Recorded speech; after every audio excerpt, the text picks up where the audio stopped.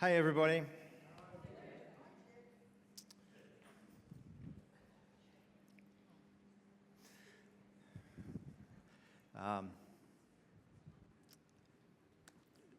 Thank you for that. As a person who's involved in leadership, it can be a bit self-indulgent. Leanne's doing very well, thank you, and we really value your love and your prayers. And if you want more information than that, have a chat to me afterwards. But, there are other people who are ill or struggling or facing tough things in the church. So it's not all about me, which is kind of unfortunate, but nevertheless.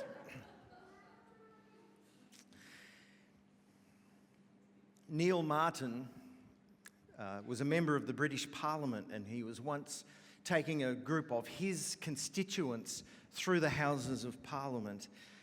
During the course of the visit, he happened to meet Lord Hailsham, who was the Lord Chancellor, and he was wearing all the regalia of his office, so the big gowns and the heavy jewels and things, like what a mayor would look like if you sort of see them in full flight.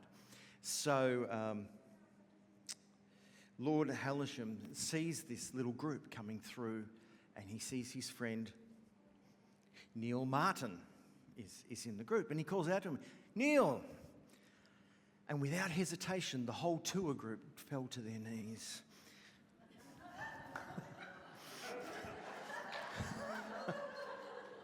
You get that all the time, don't you? Yeah. Today I've been asked to talk to you about a vision for worship. And I think when I was asked to do it, that I was asked to talk about a vision for worship which happens when we gather together. But I find that entirely unsatisfactory because worship is a lot bigger than that. We have personal reflective times, do we? And some of us have a discipline of, at a particular time in the day, for most of us it's 5 a.m, I know that, particular time in the day when we read the scriptures or pray or sit and meditate and reflect. And that's an important part of our worship as well. But even beyond that, we are taught in the scriptures that every part of our life is an act of worship, or can be an act of worship, depending on what's going on in our head and our heart at that time. So what I want to do today is talk to you about worship, but in three contexts. Worship when we're together as a group, worship when we are alone or just with our partner or a special other, and worship as a lifestyle. So we'll just whiz our way through all of that. We'll start with a text, and we'll start with this text, and it's from John chapter 4. This comes out of that story where Jesus meets the woman from another country. Think Israel-Palestine in terms of the relationship between they were at enmity, and this woman is from over the border. And you're not even supposed to talk to those people, let alone have significant conversations with them. And towards the end of the text in John chapter 4, it comes up with this. "Sir," the woman said, "I can see that you are a prophet. Our ancestors worshipped on this mountain, but you Jews claim that the place where we must worship is in Jerusalem." You see that dichotomy? We worship on the mountain, you worship in a temple. You know what's right. "Woman," Jesus replied, "believe me, a time is coming when you will worship the Father neither on this mountain nor in Jerusalem. You Samaritans worship what you do not know. We worship what we do know, for salvation is from the Jews. Yet a time is coming and is now come when the true worshippers will worship the Father in spirit and in truth, for they are the kind of worshippers the Father seeks. God is spirit, and his worshippers must worship in the Spirit and in truth." Came across a great definition of worship, and this was from William Temple, who was the Archbishop of Canterbury from 1881 to 1944. And this definition of worship captures a whole lot of aspects of what worship means. And it reads like this. It's 3 dots, so it's in the context of a larger statement. Worship is the submission, the emphases are mine. That wasn't in the text that I found. I put the yellow bits in. Worship is the submission of all our nature to God. The quickening of conscience by his holiness. The nourishment of mind with his truth. The purifying of imagination by his beauty. The opening of the heart to his love. The surrender of will to his purpose. And all of this gathered up in adoration, the most selfless emotion of which our nature is capable, and therefore the chief remedy for that self-centeredness, which is the source of all actual sin. That describes worship, no matter whether we're doing it here in this building on a Sunday or in a coffee table or on the hills overlooking, the Adelaide Hills, or down on the beach on cliffs or something. Submission, that's about us giving ourselves away. Quickening of conscience means having the way we think about stuff changed, and how we respond to the things about us is being changed. Nourishment of the mind with his truth, that is how we think about the world, ourselves, and his love. Purifying imagination, I love that. It's about the imagination, about how we see things, and being able to envision a better world or a better place through the acts of worship. The surrender of will, that's us giving up ourselves, and in all gathered up in adoration. Now, as I said, I want to talk about 3 ways that we worship, and here they are. I couldn't think of any better words than these. If you can improve on these words, that'll be great. Thank you very much. But communal practice, that's what we do when we're together. Communal practice. Personal disciplines, that's spiritual disciplines if you like, and then our lifestyles. John chapter 4, God is spirit, and his worshippers must worship in the spirit and in truth. We read that before. When we come together to worship, we do a whole bunch of things, don't we? We are tempted to think we start with music, but for me, we did not. My time of worship started out on the footpath before I even got into the building this morning, where a small group of us I joined a group that had already formed, and we cared for each other and talked about our lives a little bit. And for me, we had already begun. And I came into the building and people were talking to me and asking me about Leanne, and I just really value that.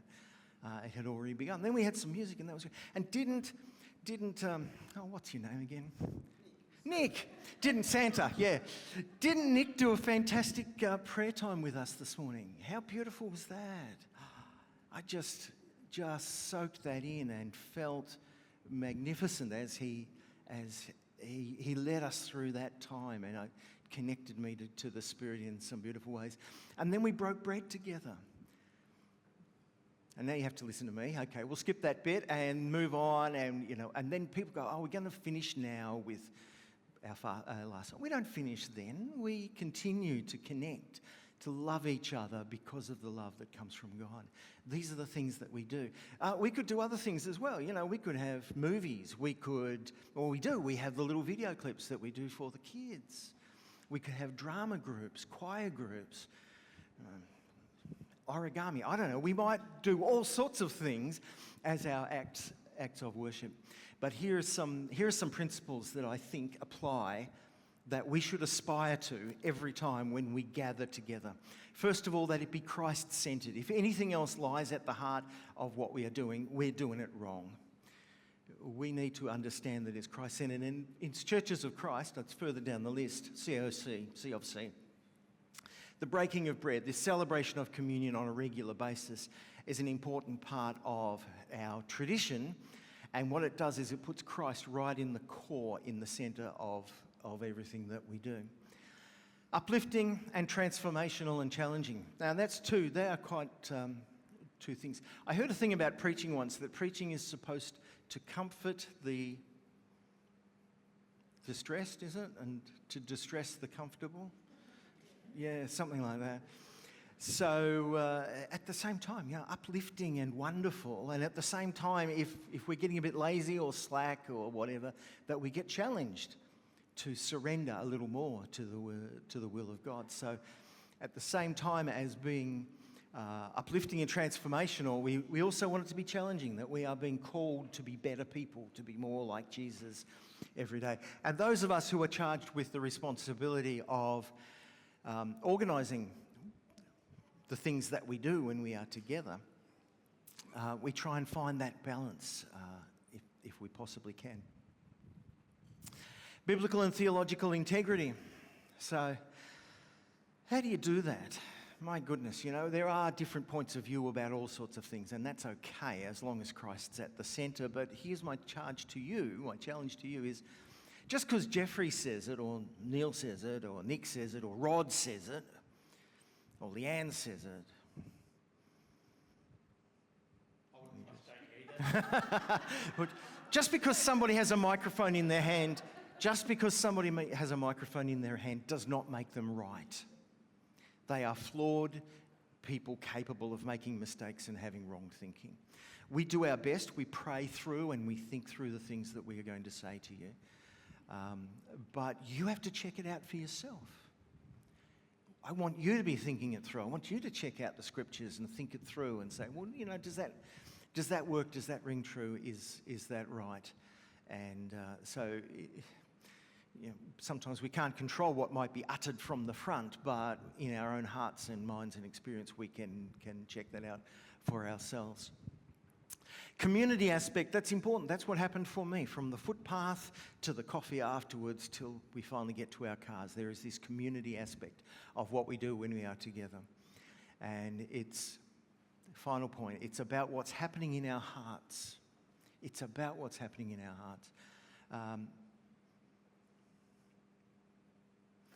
I'm probably the worst of being the worship police and saying, well, I wouldn't have done that, And you might not connect with the songs, and you might wish that there was a pipe organ in here, or you might find that somebody tells a joke that you thought shouldn't have been told, and what ifs, And those things will happen from time to time. But what's really important is about what's going on in your heart. And if we can worship people on a mountain, if we can worship God on a mountain or in a tram or at work or in a classroom and down the shops, then surely our hearts can be softened and connected and joined facing Godward when we gather together, even if we don't particularly like that bit. And where did it ever get to the point that we're driving home in the car and go, oh, I didn't like that song? Hey, I'm guilty of it. But how do we get to that? It's really about our hearts and our attitude and our connection to God. There we go. Moving on to our personal reflections. In the Sermon on the Mount, Jesus said, but when you pray, go into your room, close the door, and pray to your Father who is unseen. Isn't that just a lovely thought, lovely idea? Again, Christ-centered. When we stop to do those times, we're not doing other stuff that people label as spiritual, and some other things that other people do. They certainly are spiritual in a sense, but for us as Christians, it is always Christ-centered. We seek to be honest, prayerful, and thoughtful. Honesty is really important in the quiet of our own home, in our own time, in our own study, in our own garden, just by ourselves. That's the opportunity to be absolutely honest with God. God already knows, if you confess something, you're not telling, God's not up there going, oh, didn't know that. He already knows, but the honesty and openness that we can have in our hearts when we just pull back the layers and give ourselves wholeheartedly to God is a beautiful thing, and it transforms us. And so the purpose of doing private devotions and private prayer, it's about being transformed. It's about being better, different, stronger, more thoughtful, more loving, more full of grace people in this world. And the other thing I wanted to say right down the bottom is discover the time and place and practices that connect with you. I have a son-in-law who seriously does gets up at 5 a.m. and that's his commitment, and that's when he does his private. I'm still sawing logs when that happens, and I refuse to be intimidated or to believe of myself that I'm a lesser person because Peter gets up at 5 o'clock and I do not. I have my own time special discipline. You don't want to know about how I do that. It takes too long. But I have my own time. Find what works for you. Just one thing I will tell you is it's on my phone. My alarm goes off to remind me that now is the time when you're going to stop. Whatever it is you're doing, Jeffrey, you stop now and turn your thoughts and your mind and your prayers towards God. Find the time, the place, and the things that connect you to God. And finally, our lifestyles. Romans 12, offer your bodies as a living sacrifice, holy and pleasing to God. I love this. This is your true and proper worship. I always used to think, worship happened when we went to church, but Paul is saying to us there, offer your bodies as a living sacrifice. This is your true and proper worship. And so again, all of our life should be Christ-centered. We are encouraged in the Scriptures to live in ways that embody the gospel. Did Jesus not say, as often as you do these things, he was talking about kind things, as often as you do this, you do it to the least of one of these, you do it to me. So everything we do, every moment of our lives, every breath that we take can be Godward and Christ-focused. We are called to be stewardships with what we consume and how we handle our wealth. Wealth, you say? I don't have any wealth. Sure you do. Sure you do. We are more wealthy than like 96% of the world. We are most fortunate to be living in a place and at a time like this. And so we, even if our budget struggles to get through to the end of the week, remember there are others who had no budget at the beginning of the week. And so how we handle the resources we have, whether they are this big or this big, is an act of worship to God. This is what happens to me quite often when I'm ironing my shirts. Did you hear that? When I am ironing my shirts. It's pretty good, eh? So often I look down at the fabric and I say to myself, I wonder where these materials came from. I wonder who weaved the fabric. I wonder who cut the garment and sewed the buttons on. I hope they're okay. So the choices we make about our consumption, whether or not the things that we buy and consume are good for the planet and good for other people, are important questions, and they are spiritual, godly questions for us to ask. And if we become aware that a company or a brand or a whatever is not expressing good stewardship to the rest of God's creation, maybe we need to ask some questions about how we manage our consumption and our wealth. How we treat people, does that not go without saying? Walk down the streets of Adelaide and you see somebody who is, people don't choose. Well, some people, I suppose, do, but as a rule, people don't choose to fall on hard times. How we treat people, how we speak to our neighbours, how we love our family, how we smile in the supermarket, they are all important spiritual things that can be a part of our lifestyle of worship. And our attitude toward tasks, our everyday tasks, and the integrity that we have. Great story, I don't have time to tell it and stretch it out for you, but people working on a building, one says, I'm mixing mortar, one says, I'm putting bricks on top of each other, and the third person says, I'm building a cathedral.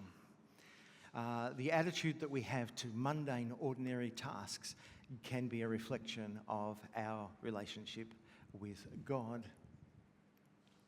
And all of those things are really our lived discipleship. So the big idea in all of this is worship is not an event or a performance. It doesn't start when we gather or when we put our hands like that and say, "Dear God." Worship is our life. It's a lifestyle of honouring God in spirit and in truth. And as a church, we have a vision to be a community of people who are surrendered in every part of our lives when we are together, in our times of personal reflection, and in every aspect of life, to live lives that are honouring to God. I saw a documentary on telly one time, and there was a person who had to have brain surgery, and as part of his surgery they had to wake him up so that they could poke some things in there and they could check if it was working, if his knee would twitch or something. I don't remember I don't remember that bit, but I do remember this person was having surgery and they had to wake him, at least to some degree. And as the documentary went on, they showed him he was in a choir. He loved to sing in an Anglican church. He was in the choir. So they've got the cameras rolling. He's in surgery.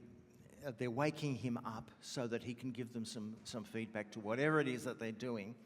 And they're saying, "Speak to us. Hello, can you hear me? Hello, speak to us." And one of the nurses says, "He likes to sing."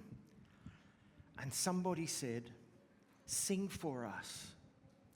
And this guy on the table with his head open and the probes sang, "Bless the Lord, O my soul." And we're going to sing that now as we continue our time of worship.